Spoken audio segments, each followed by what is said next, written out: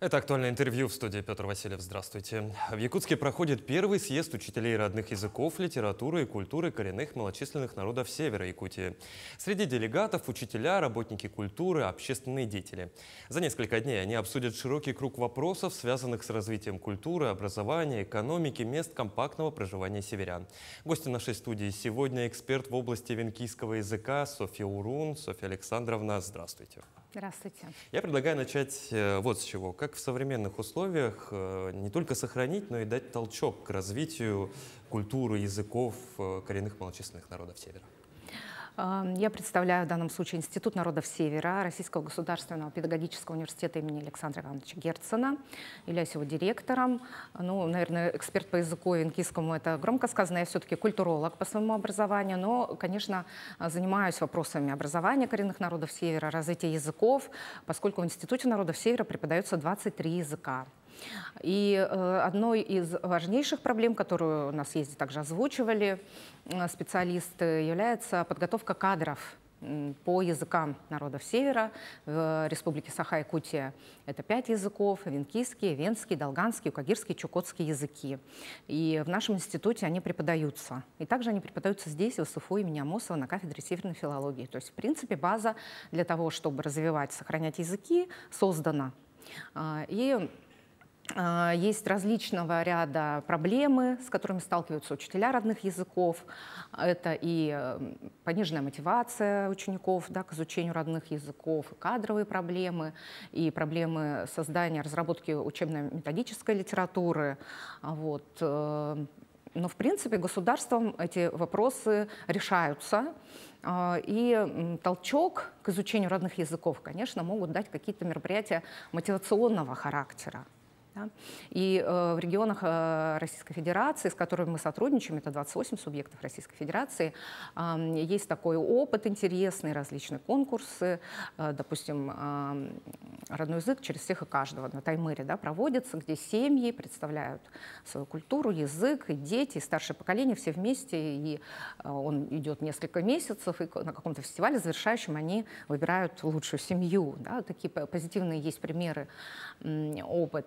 Наверное, вот через такую конкурсную деятельность, фестивальную, через различного рода олимпиады по родным языкам. Да. Сейчас и электронные ресурсы развиваются, то есть развить у детей интерес можно, и система образования здесь играет решающую роль, поскольку мы знаем, что из бытового общения языки уходят.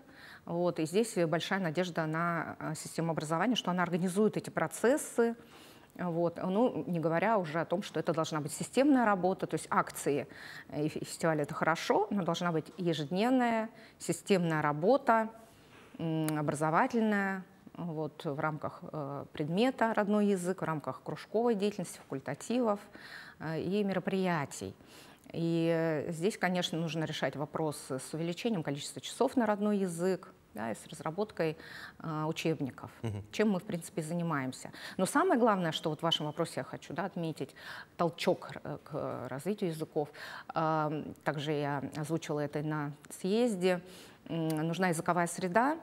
Вот. И, в общем-то, эта языковая среда, она остается сейчас только в стойбищах. И, может быть, поддерживать инициативы, которые связаны с языковыми лагерями летними, да, этностойбищами, куда можно собирать детей из тех районов, где утерян язык, в те районы, где он сохраняется. Например, село Янгра могло бы стать таким центром. Да, из соседних сел, где утрачен язык, там, из Хатастыра, из Угаяна, можно приглашать детей в такие этнолагеря. А в целом по республике Саха-Якутия можно сказать, что языки достаточно хорошо сохраняются. Вот Долганы, например, очень к нам студенты приезжают хорошо говорящие на родном языке. Эвены тоже. Вот, Эвено-Батантайский улус, да, Кобяйский, вот, Анабарский. Прекрасно все обстоит, да, и эвенки тоже есть говорящие, да. Вот. Хуже, конечно, с чукотским языком, но и детей очень мало. Там, может быть, 9 учеников изучают чукотский язык, да, в школах.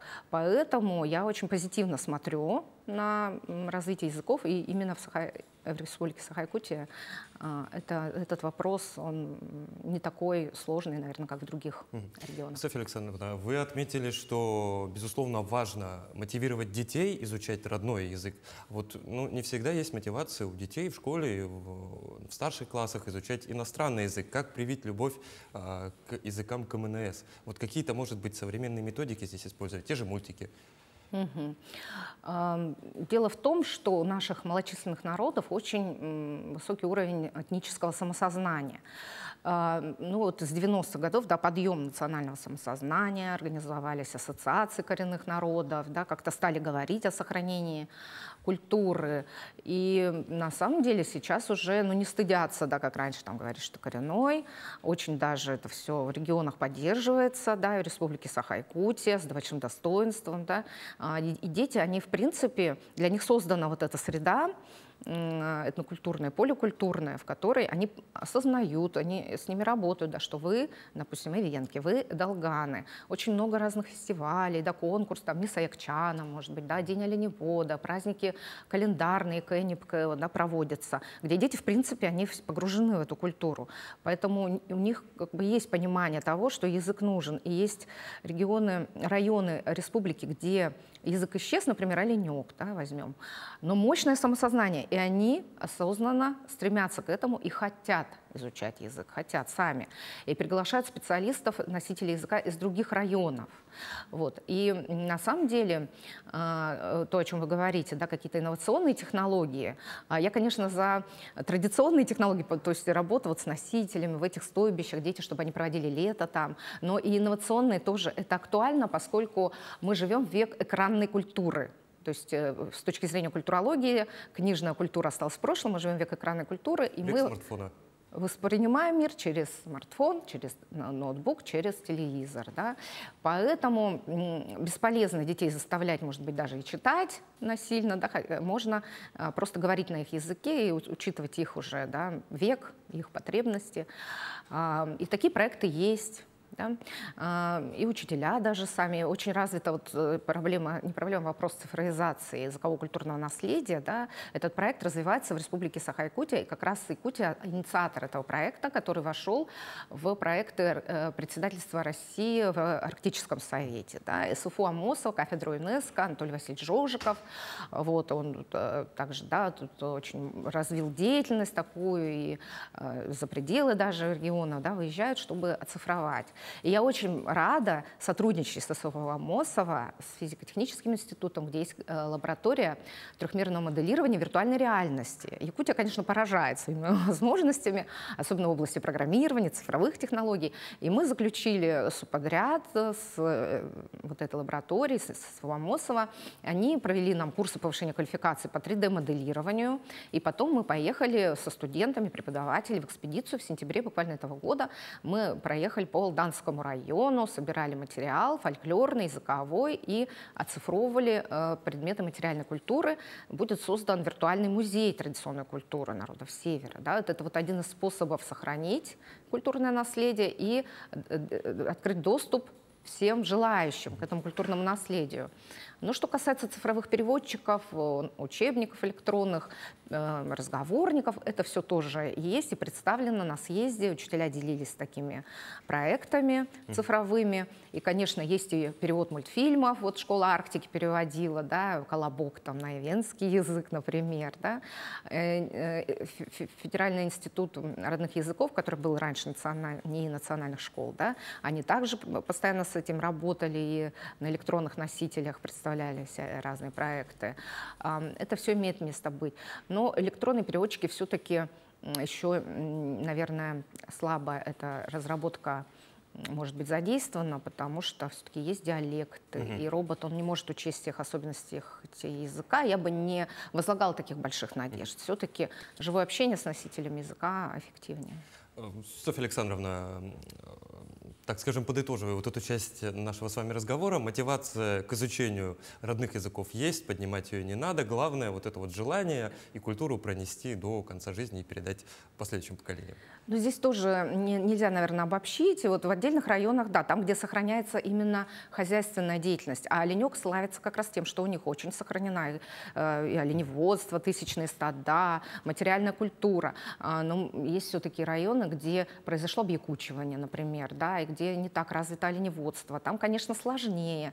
И тогда ребятам нужно все-таки, да, прививать эту любовь, да, к родному языку, ну, просто пропагандировать. И главное, родители, отношения родителей, потому что именно от них зависит, будет ли преподаваться в школе язык. Они выбирают язык для изучения. И поколение моего возраста, да, за 40 лет, они, конечно, воспитаны вот в других, наверное, условиях, когда это не было актуальным и не признавалось ценностью. И вот, конечно, нужно именно рассматривать язык как ценность, и взрослые должны в первую очередь, да, говорить об этом детям. И здесь вот это этнокультурное просвещение постоянно вот так вот в эфире, где-то на телевидении, да, озвучивать, что это действительно достояние России.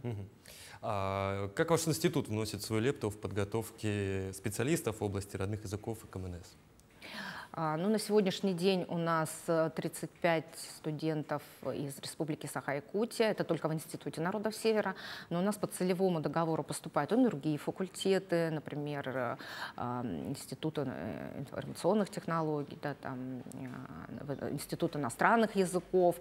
Разные совершенно есть, да, направления в Герцена, где могут учиться представители коренных малочисленных народов и представители якутского этноса приезжают к нам. И на самом деле, да, есть такой стереотип, что не возвращаются, хотят в Петербурге остаться. Я хочу развеять этот миф. Республика Саха-Якутия как-то вот умеют здесь привить патриотизм, и наши студенты обожают просто свою родину, стремятся досрочно сдать сессию, уехать пораньше, вот на зимние сейчас каникулы, осаждают деканат, чтобы им пораньше уехать, потом на летние тоже. И дело в том, что в Петербурге им сложно где-то найти себя, тем более со специальностью родной язык и литература, да, это трудоустройство где-то в обслуживающем персонале, да. Зачем это нужно, если можно приехать в свой родной улус и занять достойное место, и очень быстрый карьерный рост происходит, и у нас есть директора школ, да, и директора этноцентров, которые вот выпускники нашего Герценского университета, и они довольны, в общем-то, да, своей работой, они здесь самореализуются, в частности, вот по юкагирскому языку, по долганскому наши выпускники, мы сегодня их встретили, очень много выпускников Института народов Севера, работают на благо Республики Саха-Якутия. И я хотела бы, может быть, даже прорекламировать наши новые программы. С этого года у нас программа «Родной язык и литература» и китайский язык. Развиваются отношения у нас сейчас с Азиатско-Тихоокеанским регионом. И, наверное, это актуальная программа. Мы специально, да, ее новую ввели, чтобы привлечь абитуриентов. И вторая программа – это у нас этнокультурологическое образование и дополнительное образование детей. Это будущие сотрудники домов творчества, этноцентров, средств массовой информации, что также востребовано. Да, руководители кружков, кружковая деятельность, поскольку не хватает таких специалистов в этноцентрах, которые бы знали семантику культуры, да, разбирались, вот, что есть аутентичная культура, что есть заимствование. Очень много эклектики, и сами понимают это даже, да, этноцентры, что вот костюмы чукотские, танцы полязиатские, да, узоры ненецкие. Давайте бороться за чистоту культуры, за аутентичность, потому что мы передаем не просто вот этот костюм, да, детям, а там символика, семантика, верования даже, да, отражены. И если мы заимствуем других народов, это просто искажение, и это мы передаем поколениям будущим. Это неправильно. Софья Александровна, ну я здесь с вами соглашусь. Самое главное, что ребята находят свое место и передают, и развивают дальше свою собственную культуру. Спасибо, что пришли к нам в студию, ответили на наши вопросы. Спасибо. Ну, я напомню, это было актуальное интервью. До новых встреч.